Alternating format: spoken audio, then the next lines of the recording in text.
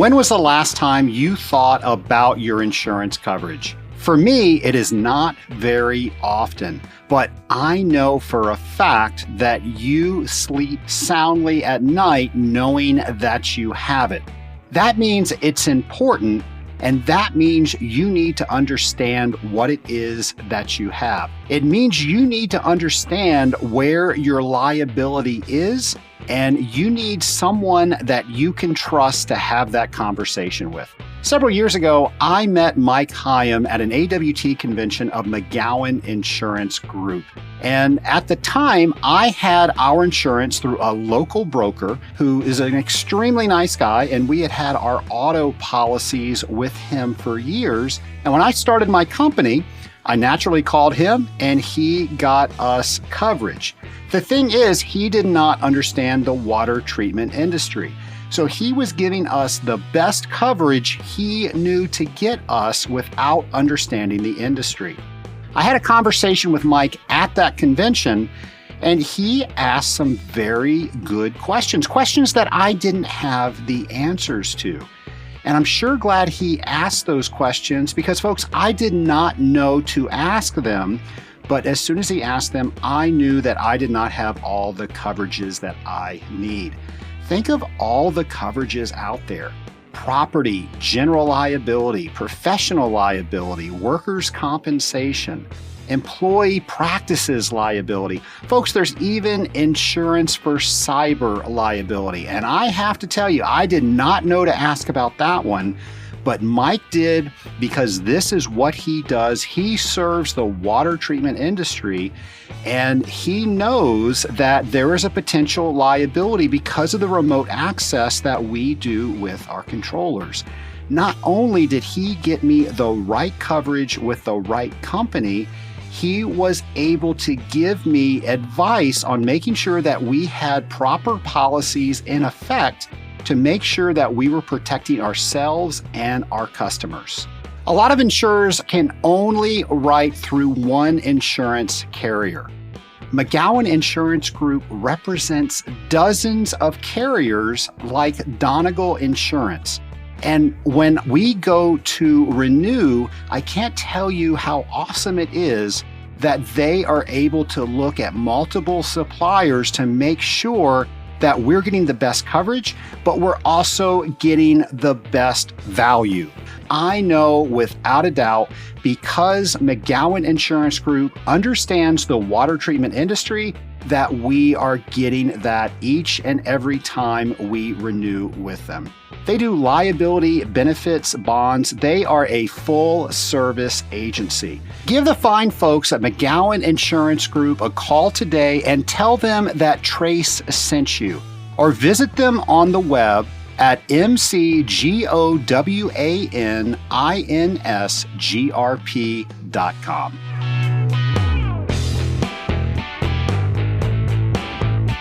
Welcome to Scaling Up H2O, the podcast where we're scaling up on knowledge so we don't scale up our systems. I'm Trace Blackmore, the host of Scaling Up H2O. I'm also very pleased to say that I am the recipient of the Water Technologist of the Year Award by the Association of Water Technologies. I have to say that's hard for me to say. I never want that to come off as bragging, but I really feel like this is our award because of all the things we do within the Scaling Up Nation. So that's why I am so proud of that, and I want to share that with you. You know, I'm still getting comments over the work that my team did during Industrial Water Week. So many people have commented on trying that water cake. Didn't even know that that recipe was out there. So many people loved Detective H2O and Dr. H2O, and so many comments about what our family members actually think we do as water treaters. It was a lot of fun to put all those shows together. I am certain that that was our best celebration of Industrial Water Week ever, but it does beg the question, what are we going to do next year? And I'm going to say this year is going to be very hard to top, but I thought the same thing last year too. I'm going to ask for you to help me with that. What are some ideas that you have so we can start planning for that for the next Industrial Water Week? By the way, that's going to be October 4th through 8th in October next year, 2021. By the way, that'll be my 24th wedding anniversary that Monday, October 4th. So what do you think we should do next year to top this great batch of shows that we just delivered this Industrial Water Week? I'd love to hear your ideas. And I can't believe that we're in the middle of October already. October is almost over. It seemed like we were all waiting for Industrial Water Week, and all of a sudden that came and went, and pretty soon Halloween will be there. 2020 is almost over, and quite frankly, I think we're probably all very thankful 2020 is almost over. But I know that you have accomplished a lot this year despite all the challenges that 2020 has brought. So here's what I want to ask everybody in the Scaling Up Nation to do. I want you to take an evaluation over how 2020 was going. And I know you've got tremendous accomplishments this year. I want you to celebrate that. I then want you to look at this last quarter and say, what do I need to do to achieve my highest priorities during this last quarter, coming off the accomplishments that you just looked at for 2020? I think that is a way to supercharge how quarter four can go. And it also gets you ready to plan for 2021. Now, if you're a member of the Rising Tide Mastermind, you know that we go into high gear after the beginning of fourth quarter because we want to make sure that we are properly planning for the following year. Well, this year, the Rising Tide Mastermind is doing something a little bit different. We're not looking at next year. We're looking 3 years out. And we are making statements about what we have accomplished over the last 3 years when we are in 2023. Now, we learned last week with Chris McChesney of Franklin Covey Company that when you think in the positive, when you tell your brain things that you have already done as if you've already accomplished them, the brain just starts working in a way that helps you complete that. Well, that's what we're doing in the Rising Tide Mastermind. We're holding each other accountable to that, and we're helping each other get there. And we're going to celebrate those wins when we all cross that finish line. But that doesn't mean that even though you're not a member of the Rising Tide Mastermind, you can't use that same line of thinking to do the same goals yourself. So please play along with the Rising Tide Mastermind. Where are you going to be in 3 years? Write it in a statement like you have already accomplished it, and then figure out each and every quarter. You'll have 12 quarters to get there, 12 weeks in every quarter. What do you need to accomplish so in those 3 years, it will get done? I tell you, when you start doing that, when you start planning based on quarters, start planning based on weeks, and you can check things off, you can see how you're keeping score. That is how things get completed. Let me switch gears just a bit. Have you ever experienced or know someone that was cyber attacked?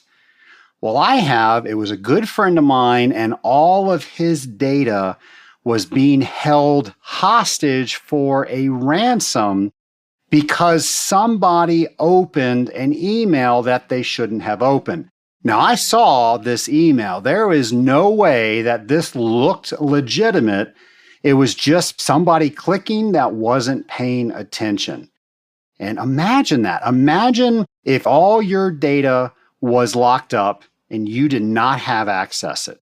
Imagine if you were responsible for a customer experiencing that.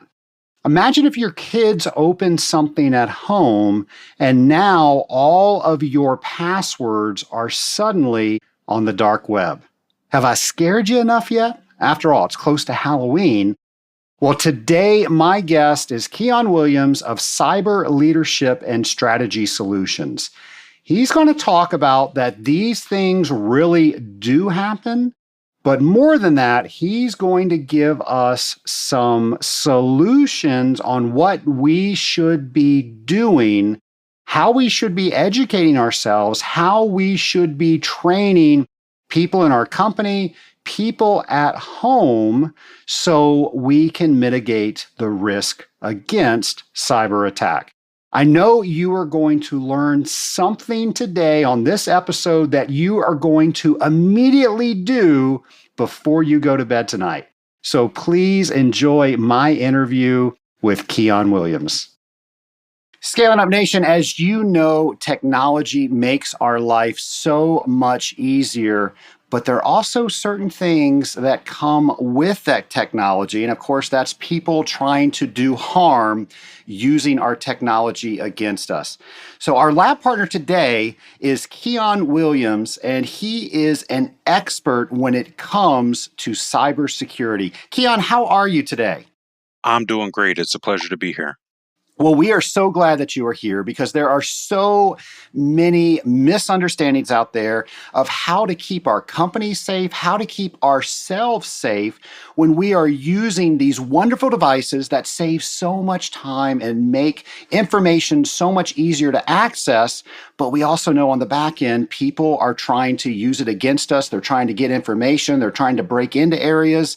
And when it comes to most of our audience, we're really good water treaters, but we do not know what to do when it comes to protecting ourselves. So I'm hoping through our conversation today, you and I can help many people out there in the Scaling Up Nation with what to do about that. So Keon, if you don't mind, would you tell us a little bit about yourself before we get started? Sure. The short version of a long story is that my professional career started out in the military. So I was a chemical weapons specialist in the U.S. Army for 8 years, which allows me to understand some of the parallels between water treatment professionals and cybersecurity, just because of my interaction with chemicals and green gas that would melt your skin off. For the last 20 years or so, I've been working in cybersecurity. So I started out at the bottom. Over time, I worked my way up to the top, and I have a pretty broad understanding of how businesses of all types use technology to advance their business objectives. For the past 8 or 10 years, I've been focused exclusively on security leadership. So I've been a security executive. I've taught security executives how to do their jobs, and a significant part of my time now involves just spreading the gospel of cybersecurity. And so, from a public speaking perspective, I have a great opportunity to speak to all types of industries, all types of organizations, and just help educate people about good practices, good procedures, things that are going to protect their organization from harm related to some of the cybersecurity threats that are out there. Well, as I said at the top of the show, I know we are going to educate a lot of people today. I'm kind of curious, what kind of similarities and differences are there in working with green gas that will melt your skin off and cybersecurity? Because I'm sure they're out there. Well, it all comes down to awareness. If you think about in a military situation, one of the great things that the Chemical Corps does is protect people and provide early warning that there's some kind of chemical or biological attack. And so we used to have these great devices that you would put at a distance, and based on the wind speed and atmospheric conditions, that would determine where you put the alarm. But the alarm was really an early warning system. When you hear the alarm, everybody knew the movements to execute, the alert to give, and it triggered the entire force to put on their chemical masks. And then, depending on the type of agent that we were dealing with, you might put on your full chemical protective gear. If you apply that same approach to security, ideally you want to have early warning systems that trigger some kind of alert when there is a security incident or some type of attack. And then, based on the scope of the attack, people are going to jump into action to contain the threat, to provide remediation, and to restore operations as quickly as possible. So the work that I did in the military actually has a very close parallel to the profession that I've selected post military and continue to educate people about. Well, I'm sure we are going to dive into many of the things that you just mentioned there. I would like to address before we start having the conversation. I'm sure there are people out there today. There are many that own businesses that are listening to us in this country and in other countries, and they get it. They understand, hey, I need to understand this so I can protect not only myself, but also my customers and the business. But there's some other people out there that are servicing accounts and they probably use a smartphone, things like that, but maybe they don't have direct access into databases and servers. Why should they pay close attention to today's conversation? Cybersecurity is for everybody. If we take it all the way down to the bottom of the spectrum, cybersecurity should be taught to elementary school children who are starting to use tablets, because the tablet then becomes the gateway into the home environment. If people are working from home, now you're exposing your corporate computing resources to compromise because your child clicked on a link that was on a tablet and they were just playing video games, and it messes up the entire ecosystem. And the idea of an ecosystem is really what we're talking about.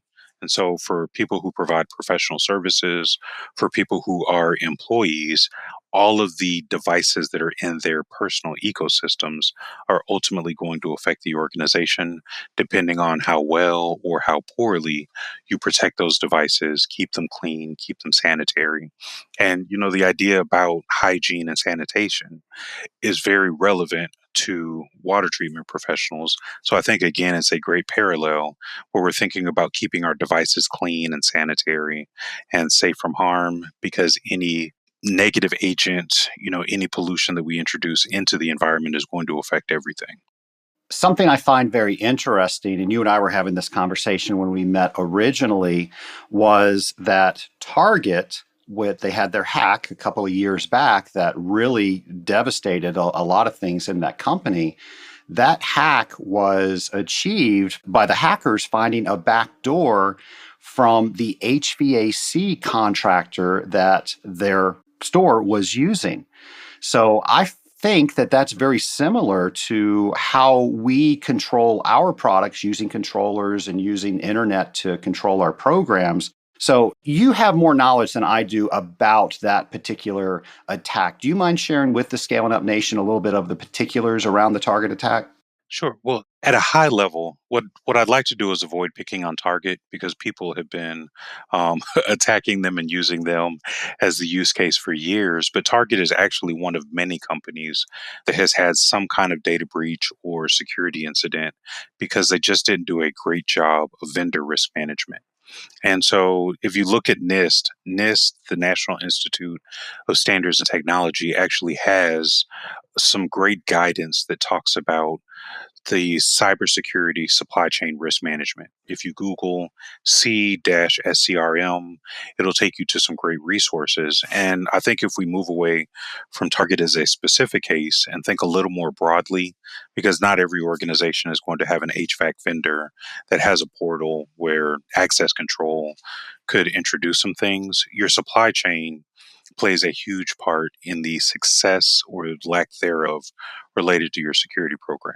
When you think about your supply chain for a water treatment facility, or you think about your supply chain just for a regular business, every third party that exists outside your organization that has to have access to your facility, whether it's remote access through a VPN, whether they're using remote access to provide updates and patches to your industrial control systems, whether people are just walking into the facility with a laptop because they're going to provide a patch or have some other interaction, all of those outsiders who are coming into your organization potentially introduce some level of risk.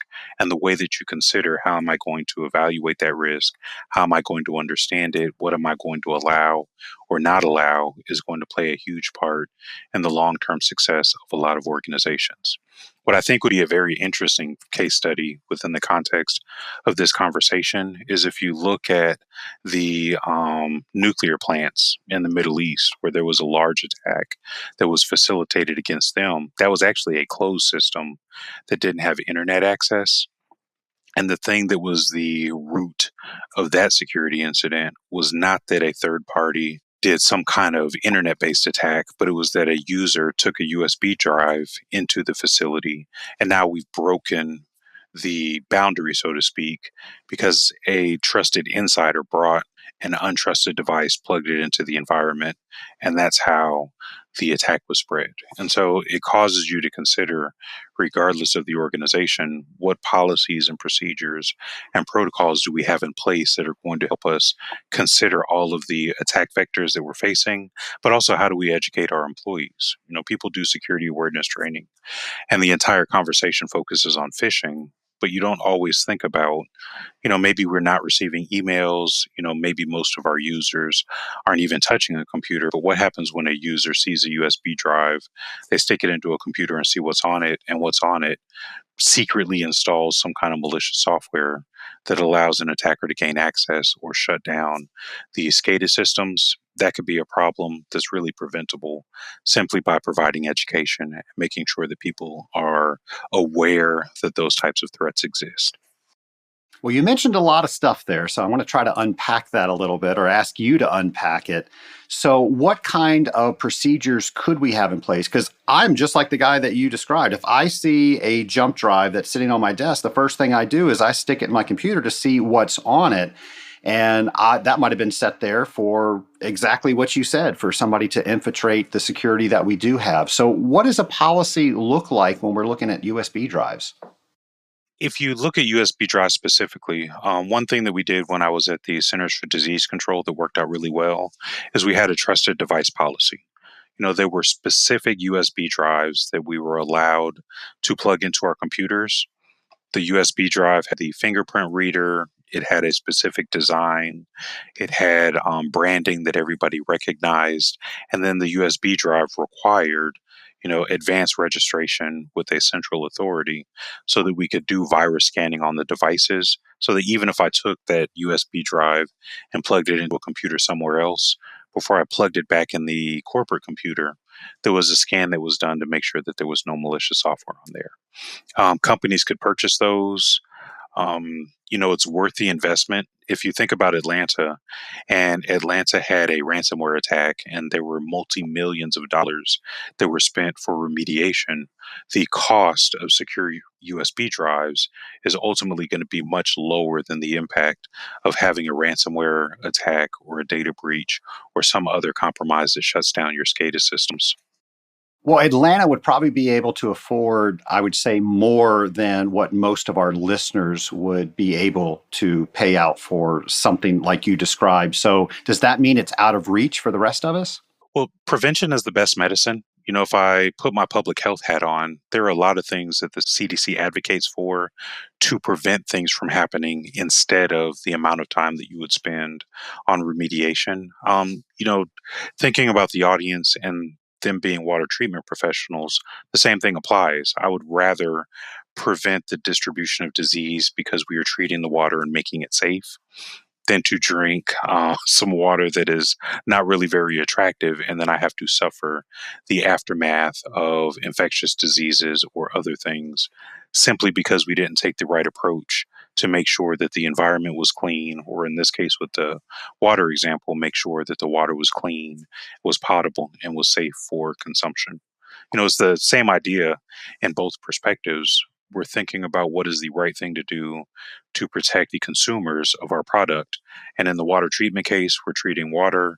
In my case, from a security perspective, we're making sure that the systems that are available to support operations are clean, that they are safe, and that they are performing as intended simply by taking some preventive measures. If we were to attempt to write a standard operating procedure on bringing a foreign device like a USB drive into a company network, what are some of the things that we should include in that? If we start simply, and so, my simple approach is let's not spend $1 million when $5 will do. I like that approach. The most reasonable thing that you could do is have a designated computer and say, if you were not absolutely sure about what's on this device, we will use the computer to look at the device, look at the files that are on the device, and make sure that it's not going to bring any harm to the organization. Now, there are vendors that do this. They build special computer systems, but at a very simple level, it's really just a matter of taking a computer that you already own. Maybe it's an older computer, maybe you've done a technology refresh, and you have some computers that are sitting around in a closet. Having that designated machine and then having a procedure that says if you are not absolutely sure, plug into the machine, and then the machine will have the capability to scan the device, identify what's on it, identify, what routines are executed when you plug that USB device in. It's now going to give you a central repository to interrogate, scan, and make sure that it's safe before you start plugging it into the real corporate computers in the environment. And it doesn't take a lot of effort or a lot of financial resources to set that up. Now, if you're in a larger organization and you want to take it to the next level, again, there are vendors that will do that.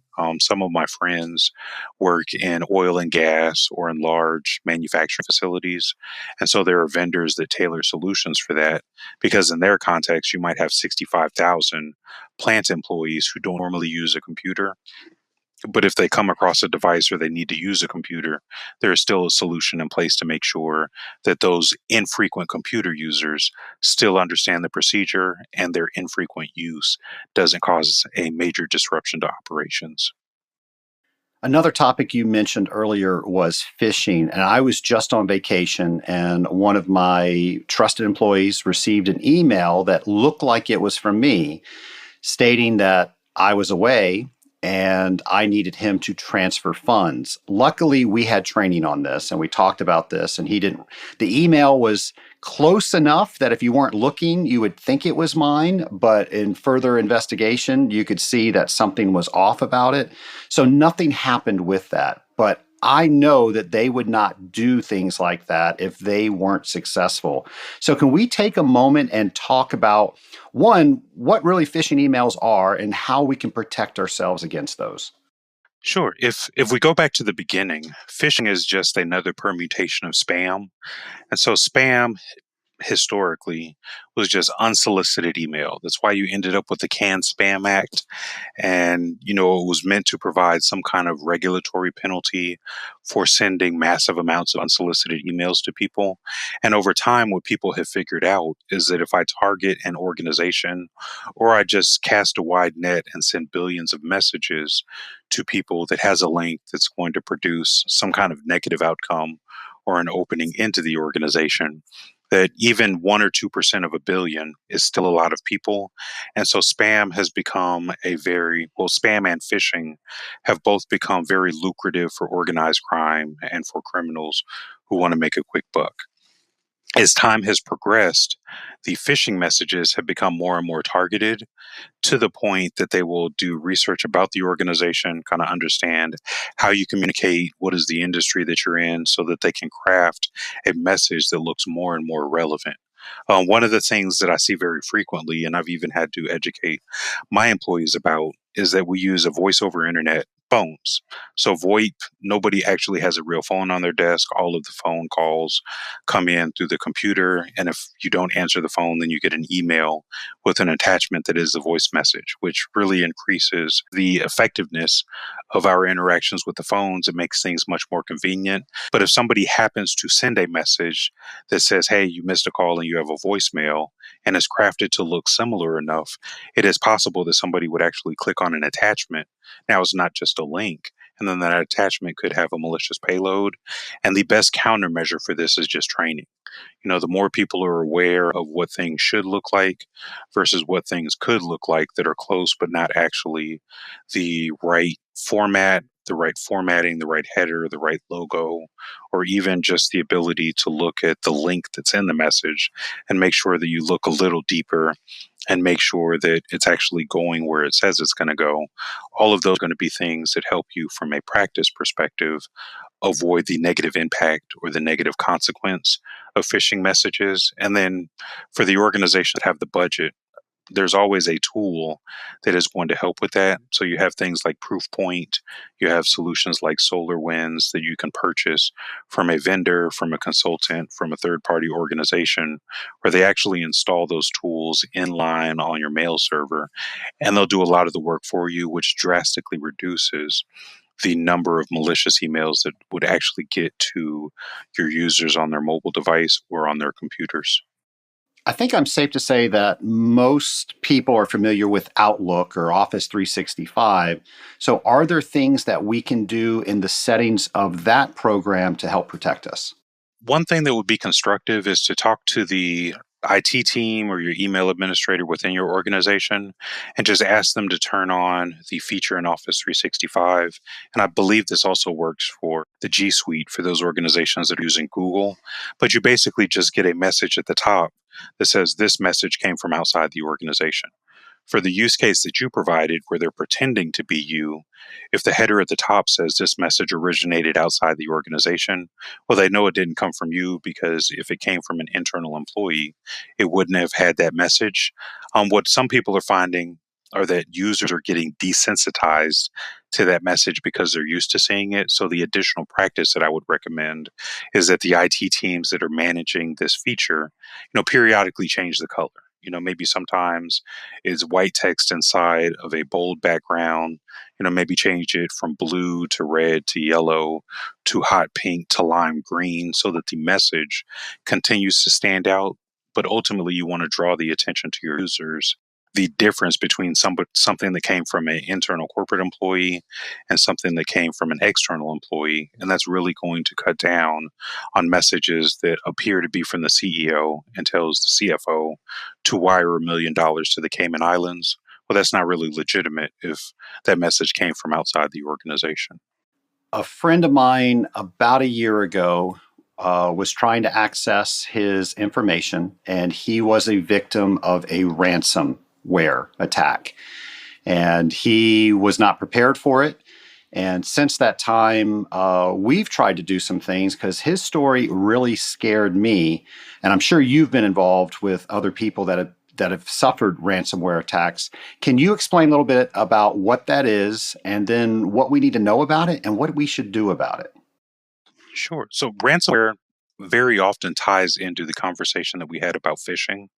And so there are statistics from multiple organizations, but on average, about 85% of your ransomware attacks start with a phishing email, and somebody clicks on a link, or there's some kind of payload or something that executes when you open the message and interact with it.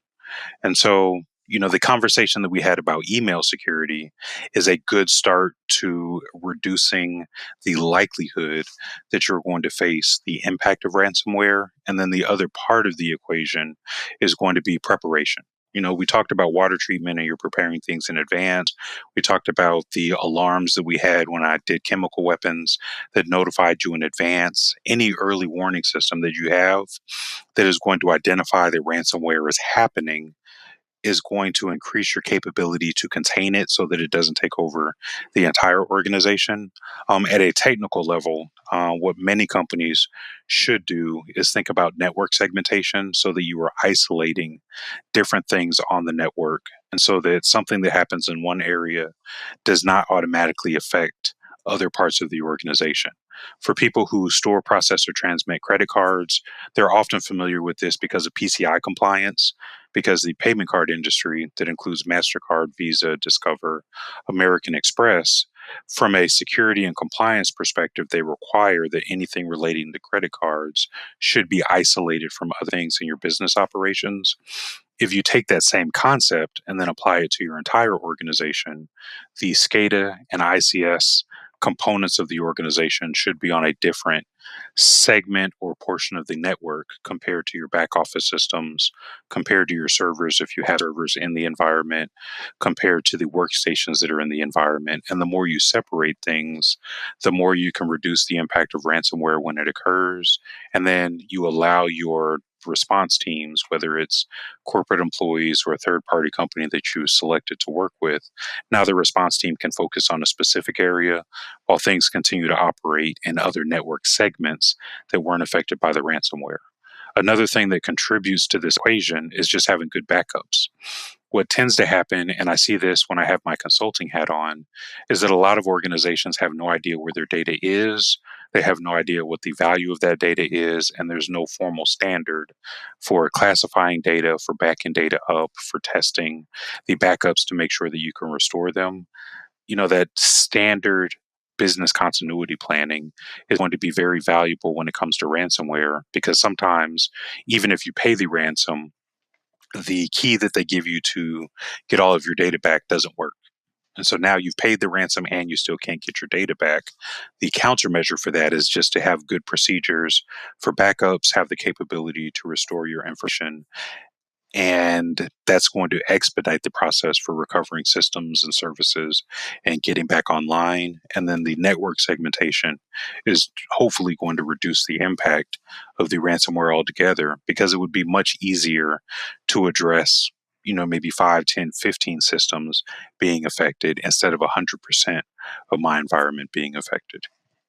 And the example that I gave in the beginning, my friend did pay. They found it was easier just to pay for the ransomware. And for those of you listening that aren't familiar with that, there was something installed on his computer. He went to access his data, and it didn't give him the right to do it. It said, you have to contact these people and pay them money in order to get access to this file. So he figured the easiest thing was just to deal with it. They didn't ask for a tremendous amount of money, considering the project that was being held up because of him not being able to get to the file. So he paid it. He was able to access the file, but then months later, the same thing happened. What should he have done? If we look at it from an ethical perspective, and I have this conversation with attorneys and some of my security executives who are colleagues and friends of mine, from an ethical perspective, it's not recommended that you pay the ransom, because most of these ransom payments are going to organized crime. So by paying the ransom, you're just facilitating more crime, and you're increasing the capability of the organization that took the ransom from you to now do this to other people. If you have good backups and you have good business continuity planning, that would have been a better alternative, because the money that your friend spent on the ransom would have been spent on the recovery efforts to restore their operations, and there would have been a higher degree of confidence that everything is just working like it's supposed to work. A nuance for backup and recovery is that part of the process should be to consider what was the source of the ransomware, so that when you do restore your capabilities, you're not restoring back to the same state that allowed the ransomware to occur. You want to actually improve your practices so that your restoration also adds some new measure of security control that prevents the ransom from happening again. It sounds, in the use case that you provided, that the ransom was paid, but there was no change in the practices. And so theoretically, there's nothing that prevents them from getting a ransom letter every quarter, every 6 months. And now this organization becomes part of the economic drivers of the criminal organization that keeps attacking them. You've mentioned backup several times. What are some procedures that we should be using in our companies around backup? And I'll ask this, what is the minimum that we should be doing? And then what's the most extravagant we can even look at? What I would recommend to any business is to take the time to do a business impact analysis. One of the things that my company does on the consulting side, because my company does consulting and education, on the consulting side, we advocate that people take the time to do a business impact analysis and really understand, how does the business operate? What technology does it depend on to operate? And what information is necessary for the company to operate? And that's going to boil down to your mission essential functions. What some companies tend to do, and this is much more prevalent in small and medium businesses, is that they back up everything. And then that starts to eat into their capabilities, because you've backed up so much data that now you have to pay for extra storage. The process for recovering that data is extremely slow. In an ideal sense, if you've done the business impact analysis, then you can say that this bucket of data, which is some percent of the whole, is what's really important. This is what we're going to back up. This is what we're going to test regularly. This is what's what we are going to make sure that we have the capability to restore if there is a power outage, if there's a ransomware attack, if the building collapses and we need to restore it. The practice that I'm talking about is not exclusive to security, but it's really going to provide the capability for any organization to continue their operations after any type of disruption. And realistically, ransomware is one type of business disruption. The beauty of the business impact analysis and having good contingency planning is that regardless of the disruption, you have identified your mission essential functions and you have identified capabilities to make sure that you can restore those functions as quickly as possible. The other answer to your question is that once you identify your mission essential functions, now you can start to think, how much storage do I need? Do I have a backup server within my organization? Do I put it in the cloud? There's nothing wrong with the cloud, although some people will argue that it's very scary. The important thing related to the cloud, especially if you're using it as a backup solution, is that you are very intentional about access control.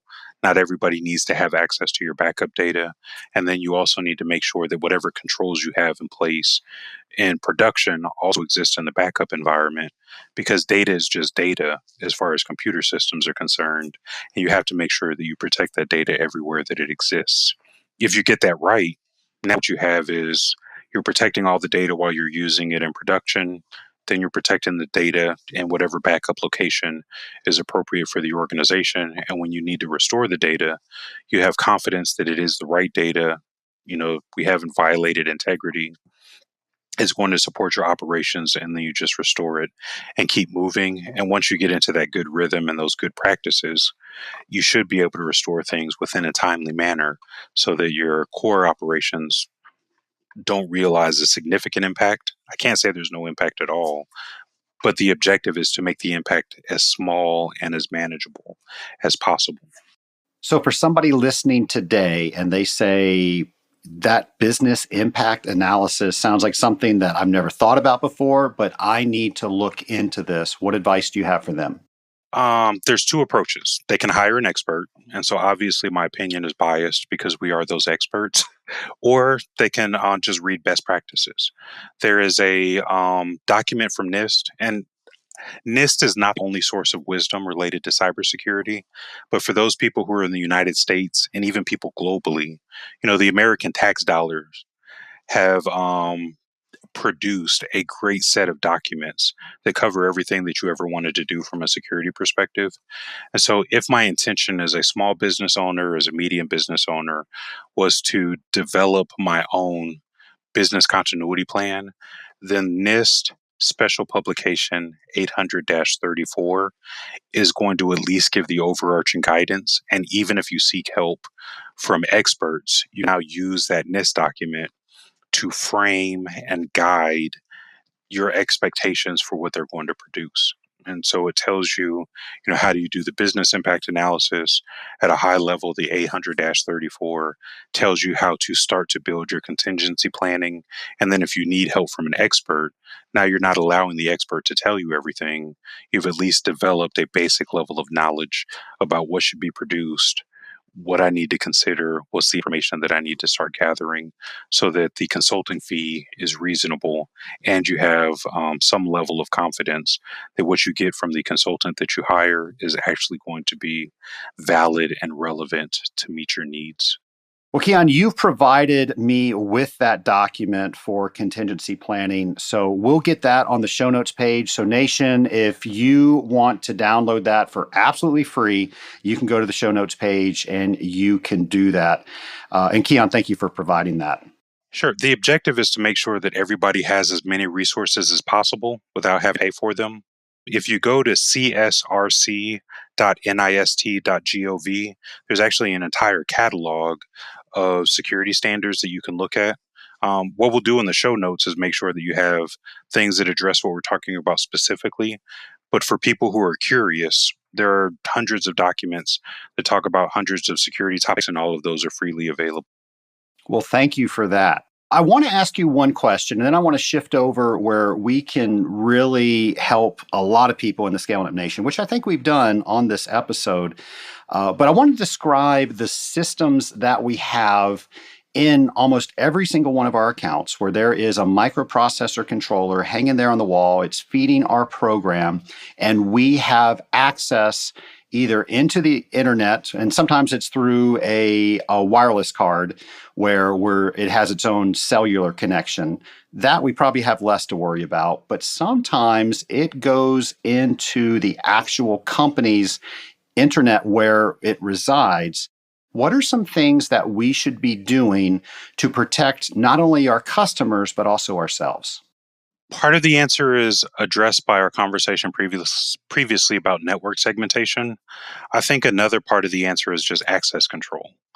If you very strictly control access to the device and control access between the device and the network components that is communicating on, combining that with good network segmentation, maybe adding some encryption on top of that if you have the capability. Not all of your industrial control system solutions are going to support encryption, but network isolation is going to be something great that you can do at a corporate level. When you get to the end users, making sure that only the right users are interacting with those components is also going to be very important. And that's going to be valuable as a corporate practice. It's also going to be valuable for your employees to get into that habit of only allowing the right person to touch the right things. And so at home, my children shouldn't touch my work computer. At work, I shouldn't allow other people to use my credentials to do things. And as that becomes part of the ecosystem, now security rises to the same level as safety does in a manufacturing or a SCADA environment where, for my manufacturing clients, we have a safety briefing about ladders or something related to safety before I even open my mouth to talk about cybersecurity. I think it would be valuable for people to start to adopt the same ideas where, there's a cybersecurity minute and people are constantly reinforcing good practices and good behavior because the practices and the behavior are going to help reduce your risk drastically. You've mentioned kids a couple of times, and I just can see that somebody's on a tablet, a young person, and they just want to open something and see what it is. And we don't know what that's going to do to allow somebody access to our information. So, what can we do at home to protect ourselves? The best advice that I can give home users, especially if they're taking corporate work home, is to have two separate networks. In my house, for example, I actually have three separate networks. And so I have one network for all of my IoT devices, so my smart TV, my smart home devices. My wife is thinking about getting a smart refrigerator, but it makes me very nervous because I think that's going to be the root of a lot of problems. But all of those smart home devices are on their own network that is isolated from the computing devices. Because we do homeschool, I have a lot of children that are always on a computer. We have a homeschool network set up for my wife and my children to be on a network that is separate from the third network, which is only for corporate activities. We're blessed to be able to do work from home. Sometimes people come to the house to conduct business, but any business is done is on a completely separate network that is isolated from the smart home devices, that is also isolated from the personal and homeschool devices. But that separation now prevents, somebody doing something on one of the personal devices from affecting any of the devices on the corporate network because everybody is in their own isolated swim lane. It should be the same thing that people are doing in a corporate environment where I would not allow guests who come to the office to connect to the corporate network. We have a guest network for that. So we're just taking the same principles that you would apply in a corporate environment and applying them to a home environment. You mentioned password sharing earlier. And in a corporate environment, in a home environment, you have access to something and you want somebody else to do something for you. So most people just say, hey, here's my login credentials. Go ahead and do that for me. What should we be doing? So the Super Bowl was interesting because most of the commercials were horrible, or I'm just too old to understand them. But one of the best commercials in the Super Bowl, if you reflect back to the catalog of commercials that were available, is I think this year for the 2020 Super Bowl, this was the first time you had a commercial where the company paid $6 million, and the company was a password safe. And so I think it's the beginning of something great in terms of just increasing the awareness of the value of password safes. I like LastPass. They have a free version, but LastPass isn't the only solution. The company that did the Super Bowl commercial, I tip my hat to Dashlane for investing what it takes to have a Super Bowl commercial to raise awareness about the value of password safes. But the great thing about a password safe, regardless of the company that you use, all of them have the same functionality where the password safe is going to have a database of your usernames and passwords, and it is going to make sure that you do not use the same password for more than one item.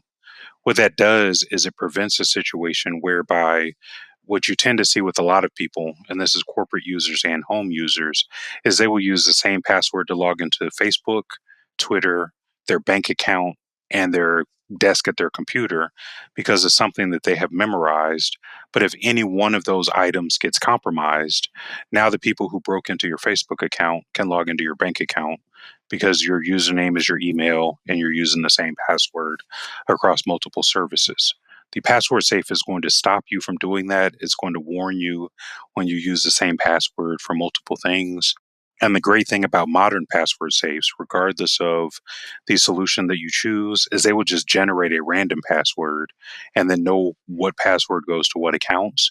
And my default configuration now is that I have a random 25 character password for everything that I log into. And the only password that I need to remember is the password for the password safe.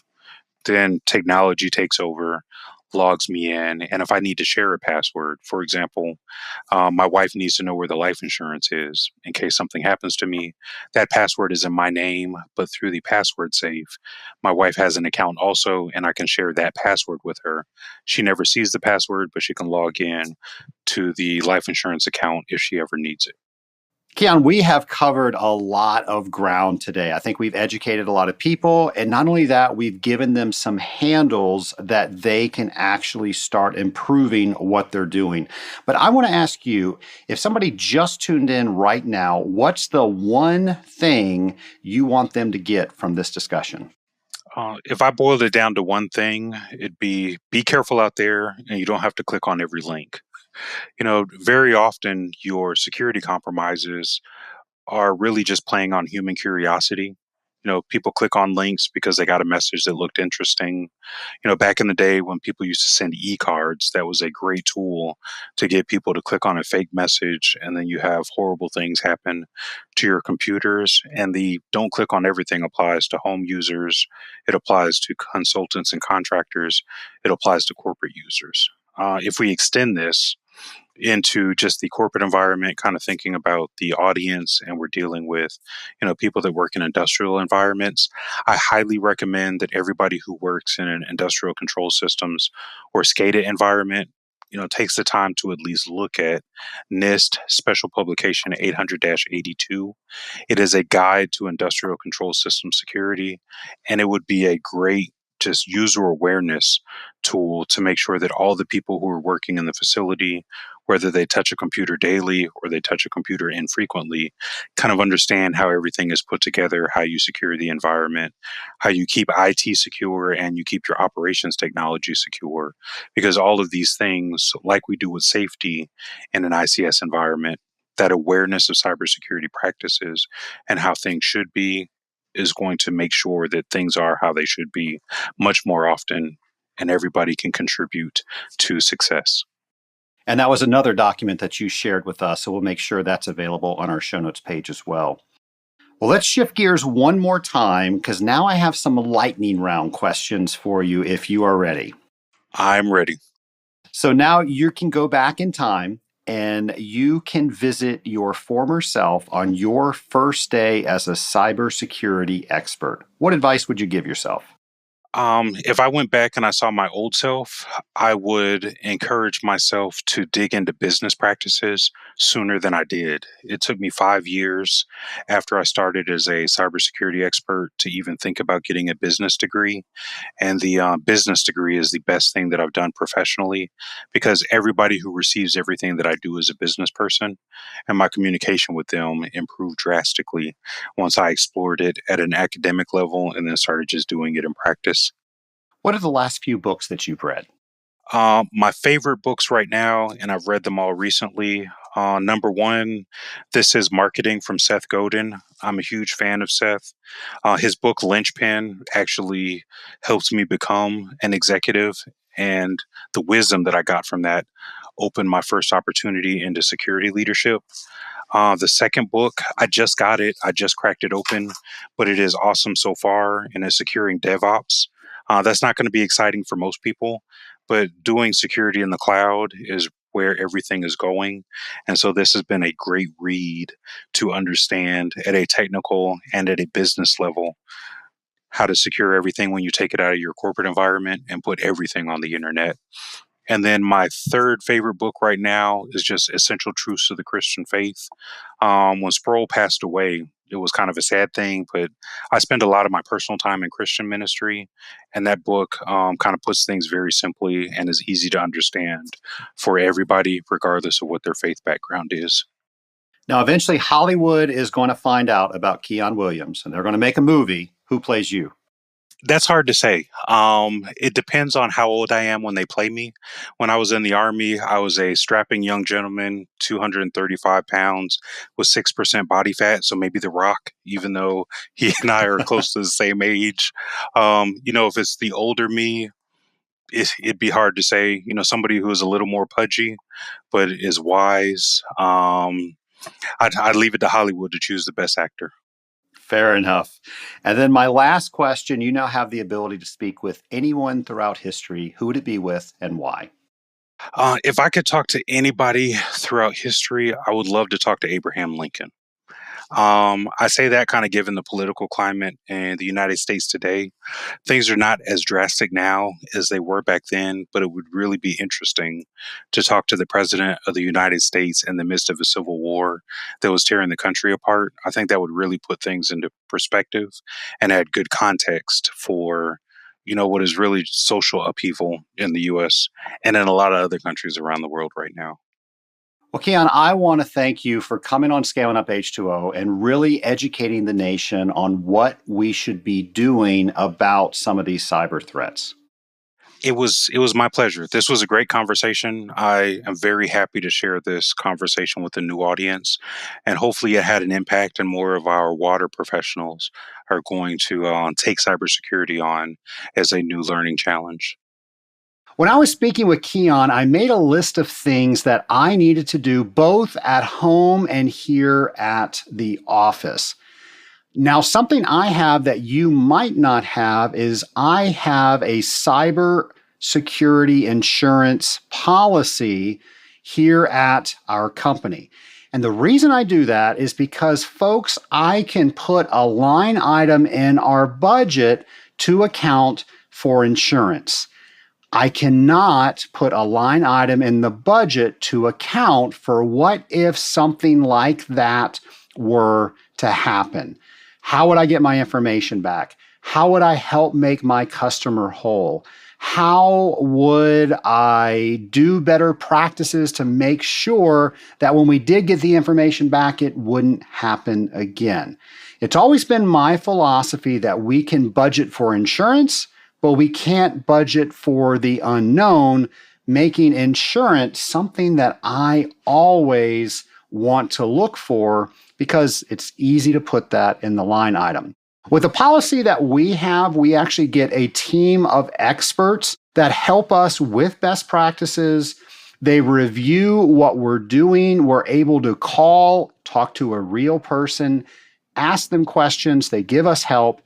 So I'm not here trying to sell you an insurance policy, but I want you to know that if you're a business owner, there are policies like that out there. And folks, we are good water treaters. We should not be versed in all of this technological stuff that we have to do to protect ourselves and our company from getting cyber hacked. We should be partnering with someone who helps us do that. So that's one tool that's available out there. Also, there were so many tools that Keon gave us that we can start using. He mentioned a publication that is on our show notes page, so you can download that. That was a great tool for us to use here at the company. But I have to tell you, after talking with Keon, after meeting with people that hold our insurance policy, I went home and I set up our routers differently. I changed the passwords. I made them so someone could not sit in the driveway or out to the outskirts of where our Wi-Fi reaches, put a randomizer on our network, and within a couple of seconds, find a simple password. So I made it a lot more complex. I added some security to the Wi-Fi, and I made sure that everybody that was logging on to the Wi-Fi understood what needed to be opened, what needed not to be opened, and when in doubt, we just simply do not open it. I know a lot of times we have that fear of getting left behind or left out or missing out. So with that, if somebody did send you an email and it looked bogus, what I would do is I would open up a separate email and ask that person, is this something that you are really sending me? Or folks, let's face it, if you delete it and it was important, they're probably going to contact you through another means.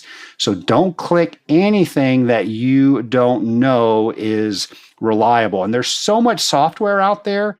Microsoft 365 is a platform I know a lot of us are using. There are a lot of security precautions already programmed in there. So if you can use some of the things that are already available to you, you can minimize your risk. But let's face it, there's always going to be a risk out there. So the best thing you can do to protect yourself is to be armed with better knowledge. And that is exactly what Keon's mission was today, to give us some more information so we can make better decisions when it comes to cybersecurity. And I just have to say, as one final point, it really aggravates me that there are people out there looking for ways to cause trouble for the rest of us. So get a real job. You're smart. You're able to crack all these codes. Well, folks, there is an honest job for you to do that out there. So I'm speaking to all the criminals out there. Stop making our lives even worse when we're having to deal with a pandemic and all the things that have to come with that. Just stop it. I don't know if that does any good, but I feel better saying it. So if you have any questions about any of the tools, any of the tips, resources that Keon mentioned, again, we're going to have all those on our show notes page. And I hope that today, everybody learned at least one thing that they could do to protect themselves. Well, next week is a special Halloween episode. I'm going to be doing something a little bit different. So I'm going to ask you, what do you think about it? I'm trying something new. I'm excited about it. I'm also a little nervous about it. So again, you'll find out about all that stuff next Friday. As always, I look forward to bringing you a new episode each and every Friday, something that you can count on. In the meantime, please stay safe out there. Of course, now staying safe not only means protecting ourselves, the ones we love, but now we got to look at keeping our computers safe and our data safe. But if we know all that, we can do it. In the meantime, stay safe out there, and I will see you next week. Have a great week, folks.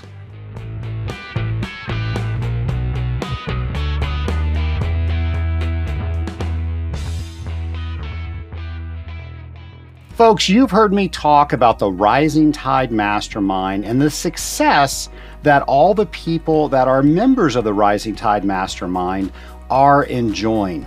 But I know you're wondering, what are the reasons that people join? So here is Michelle Farmery to tell you why she joined.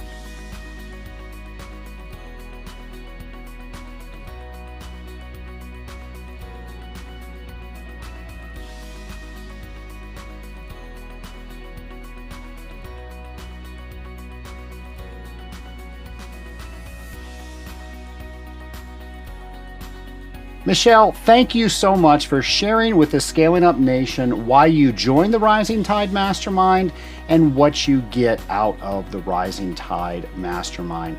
Folks, let's face it, we all wear so many hats. Being a water treater is not an easy job, but when you can talk with other water treaters about issues you're having, both in business and in personal, you are able to get to the next level faster.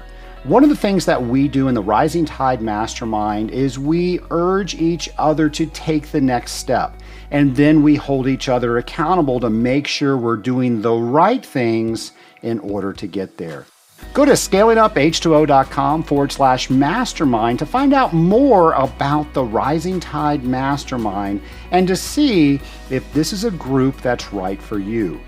I urge you to find a group of peers that will make sure you are taking the right steps to get to the next level.